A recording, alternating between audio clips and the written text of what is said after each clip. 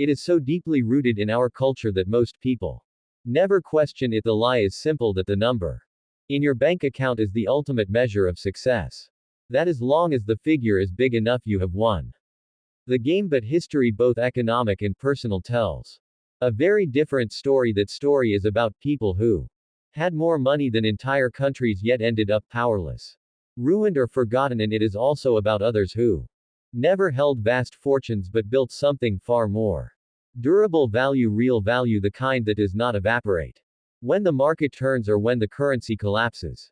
If you understand the difference between wealth and value, you will see why most people are chasing the wrong prize and why that race almost always ends in loss. Let us strip the illusion away by starting in one of the wealthiest courts in human history, France.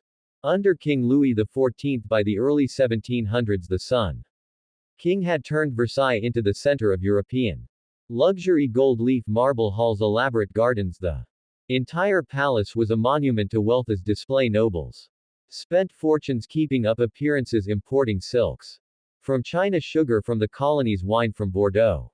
On the surface, France was unimaginably rich, but the wealth was brittle. The economy relied heavily on war, plunder, colonial extraction, and debt. Taxes fell disproportionately on peasants while the nobility and clergy contributed little, and so while Louis dazzled the continent with opulence, the financial system beneath it was hollowing out. Fast forward to the early 1700s, and John Law, a Scottish financier who became France's Controller General of Finances, tried to fix the problem with paper money. And the Mississippi Company, at first it worked like magic. Fortunes multiplied on paper. Nobles and merchants saw their wealth grow faster than they had ever imagined. But it was not real value. The Mississippi Company's profits were inflated, its land in Louisiana oversold.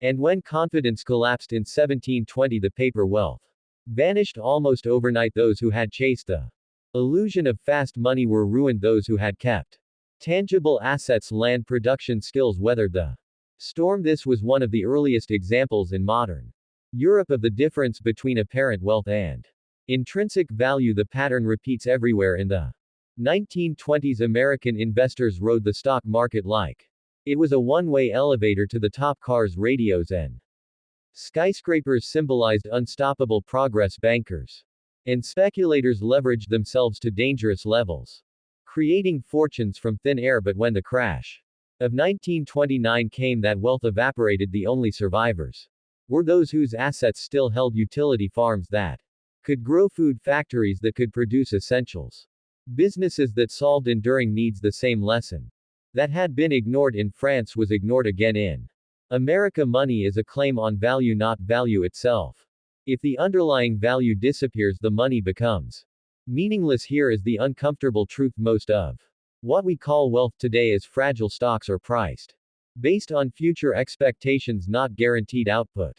Real estate values depend on interest rates and market sentiment, not just bricks and mortar. Even currencies, the lifeblood of the financial system, are only as strong as the trust people have in the institutions that issue them. Lose that trust, and history shows how fast wealth can turn to dust. The Weimar Republic in the early 1920s, Zimbabwe in the 2000s, Venezuela in the 2010s. In each case, people who measured their fortune in the local currency went broke, while those who had value in hard assets or transferable skills preserved something of their prosperity. So if wealth is the number, what is value? Value is the capacity to produce, to endure, and to be useful regardless of the financial climate. Value can be a skill you can trade, a network you can rely on, an asset that generates essential goods or services, a piece of knowledge that allows you to solve urgent problems. Value holds when markets panic. It holds when currencies fail. It holds because people need it, and that need is the most resilient currency of all. One of the clearest examples of this comes from Japan's economic bubble of the 1980s. At its peak, the land under the Imperial Palace in Tokyo was said to be worth more than all the real estate in California. Japanese corporations were buying up famous landmarks abroad, from the Rockefeller Center in New York to golf courses in Hawaii. On paper, Japan was unstoppable, but when the bubble burst in 1991, trillions of dollars of wealth evaporated. Companies Went bankrupt, stock prices collapsed, property values plummeted, yet the country did not disappear because Japan still had something more important: a highly educated workforce, a manufacturing base that could produce world-class goods, and a culture of precision and quality. That was value. It did not prevent pain, but it provided the foundation to recover. This distinction matters because our modern financial system constantly blurs the line between wealth and value, and that confusion is profitable for those in power. Governments prefer citizens who measure their success in numbers on a statement rather than in the resilience of their personal economy. Corporations prefer customers who chase the latest financial products, not those who invest in real, tangible skills or durable assets. The more you confuse wealth for value, the easier it is to trap you in cycles of dependency. In ancient Rome, the richest senators owned vast estates, but their true power came from controlling essential resources: grain, olive oil, wine, that the city relied on. When Rome's currency, the denarius, was debased over the centuries, those who held only coinage lost purchasing power, but those who held value in the form of agricultural output, mining rights, or shipping fleets kept their influence. This is the same principle that saved some during the hyperinflations of the 20th century and the market crashes of the 21st. The reason most people never become truly financially free is that they chase wealth without building value. They focus on accumulation without asking the deeper question: what is this wealth actually made of? What backs it? If your fortune is tied entirely to a market index, a corporate salary, or currency that can be devalued, you may not be as rich as you think. Real financial freedom comes when your livelihood does not depend on the constant stability of a system you do not control. In the modern era, this means diversifying not just your investments but the forms of value you hold. It could mean owning productive assets, land, tools, technology that can serve a need in any economic climate. It could mean mastering a skill that will always be in demand, whether that is coding, construction, food production, or problem solving in high pressure environments. It could mean cultivating relationships that can provide opportunities or protection when formal systems falter.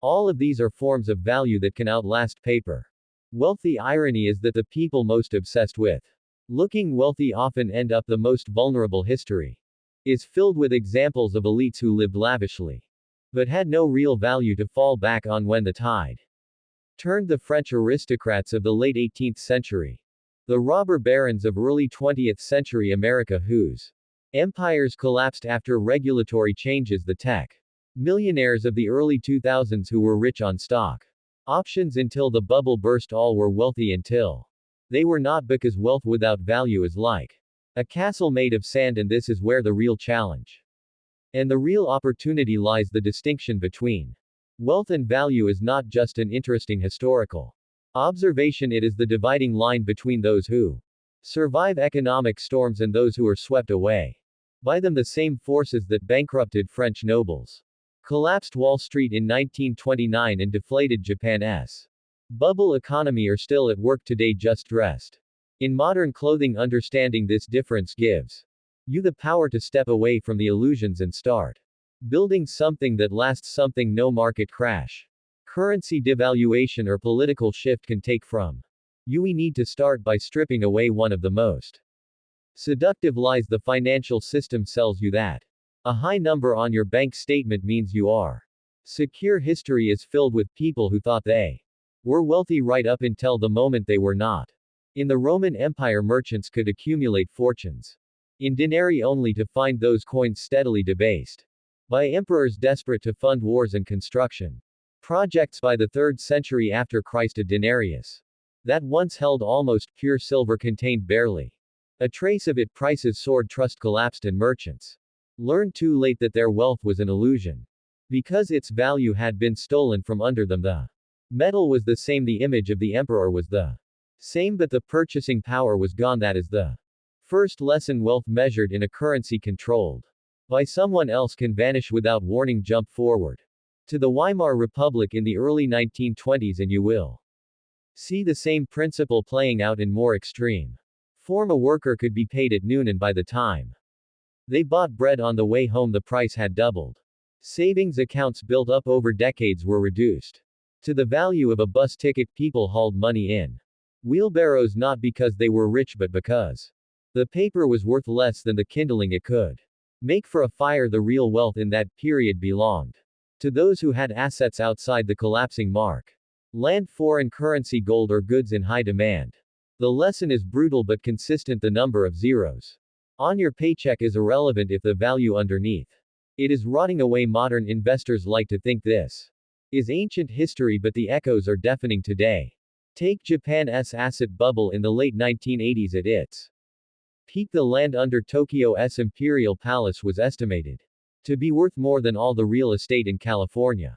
Combined, stocks were trading at dizzying price-to-earnings ratios and fortunes ballooned overnight. Then the bubble burst. By the early 2000s, Japanese equities had lost over 70% of their value, and real estate prices had been crushed for more than a decade. People who measured their wealth purely in the market's inflated prices discovered they had built castles on sand. Meanwhile, those who had diversified into assets with enduring demand weathered the storm. The crucial insight: value is rooted in utility, scarcity, and resilience, not in speculative euphoria. So what does this mean for you?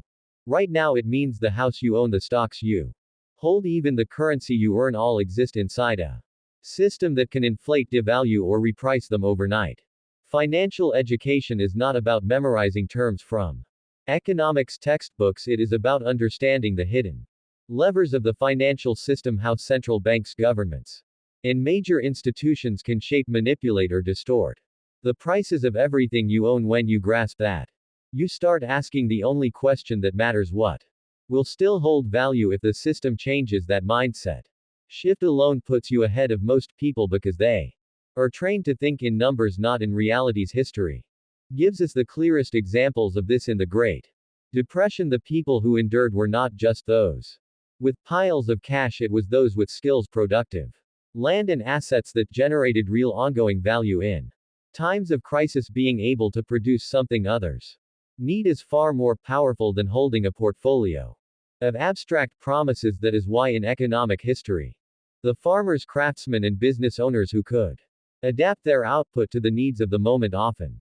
emerged stronger after a crash. Real wealth is self-reinforcing. It generates value without depending entirely on the mood of the market. But here is the trap: the modern financial system conditions you to focus on appearances. High salary, you must be wealthy. Large home, you must be secure. A booming stock portfolio, you must be set for life. These signals are comforting and dangerously misleading, because as soon as inflation bites, interest rates spike, or a liquidity crisis hits, those same assets can become anchors dragging you under. The 2008 financial crisis exposed this in ruthless detail. Millions of homeowners discovered that their wealth was nothing more than overvalued property backed by debt they could not repay. Banks foreclosed, values plummeted, and the dream of security evaporated. So where does that leave us? It leaves us with a challenge that is both personal and systemic. Personally, you have to decide whether you are going to chase the illusion of wealth or build